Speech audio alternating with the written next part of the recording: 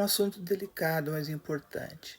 Quando o Messias deixou a sua mensagem, deixou o seu discurso na encosta da colina, ele deixou muito claro a visão farisaica, judeu, fariseu, adepto do farisaísmo inclusivo, uma coisa importante ser dita, tem gente que nem sabe que isso existe, mas de tal maneira que as pessoas foram tendo contato com a mensagem do Messias e sempre agregando, incluindo, nunca nem excluindo, nem segregando, nem separando, não criando distinções entre as pessoas, fazendo com que todas as pessoas tivessem a mesma oportunidade, o mesmo respeito, independente de serem pecadores ou não, serem crentes ou não na mensagem dele.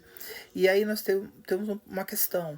Com a descoberta no manuscrito do Mar Morto, descobriu-se que a seita de Qumran, que era a seita dos essênios, tinha uma divisão clara, era uma seita restrita, as pessoas viviam só dentro daquele contexto. Quem quiser estudar um pouco mais sobre isso, eu falo no meu livro também.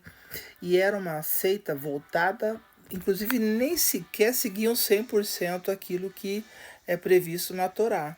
Eles faziam distinções, inclusive econômica, no que diz respeito a outras pessoas que não fossem da seita deles lá de Qumran, de tal maneira que gerou uma divisão, gerou uma série de disputas e coisas que hoje nós vemos muito claramente, porque Paulo pegou a essência do dualismo. Dualismo significa positivo e negativo, bem e mal, são polos extremos, direita e esquerda, por que não, né?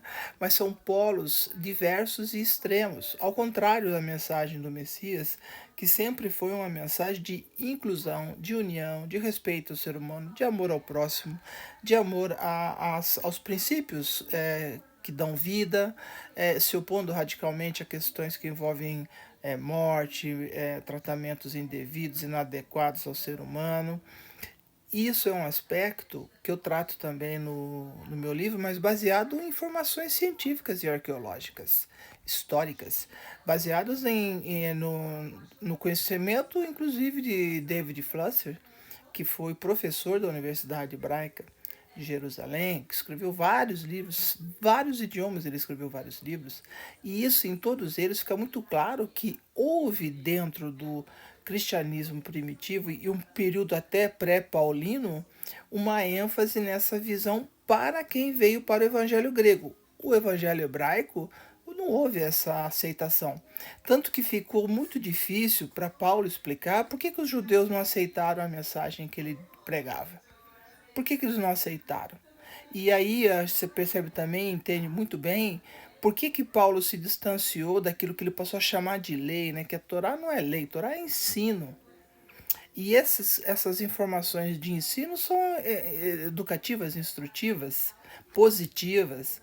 Elas não são limitadoras, elas não têm vínculo nenhum com essa questão que Paulo colocou, onde ele tem a doutrina da eleição pela graça, que tem salvo e não salvo, isso gera uma exclusão, isso gera uma série de consequências, inclusive discursos de ódio, né? Disputas religiosas, agressividade, coisas que são desnecessárias e que o Messias, vá lá, dá uma lida lá. Mateus 5, 6, 7. Detalhadamente vou falar em outros vídeos sobre isso também para vocês, e vou explicar para vocês entenderem muito claramente que a questão da doutrina, a cristologia, a doutrina cristã, a doutrina de Paulo, porque só Paulo que fala sobre isso, João não fala, Pedro não fala, o Messias nunca falou sobre eleição pela graça. Então a gente precisa entender, e é nesse nível que a nossa conversa vai progredir. Nós vamos tratar de questões doutrinárias, a essência da coisa, e não a superficialidade ou regras morais, regras culturais, totalmente em desacordo com aquilo que o Messias falou. A referência tem que ser o Messias.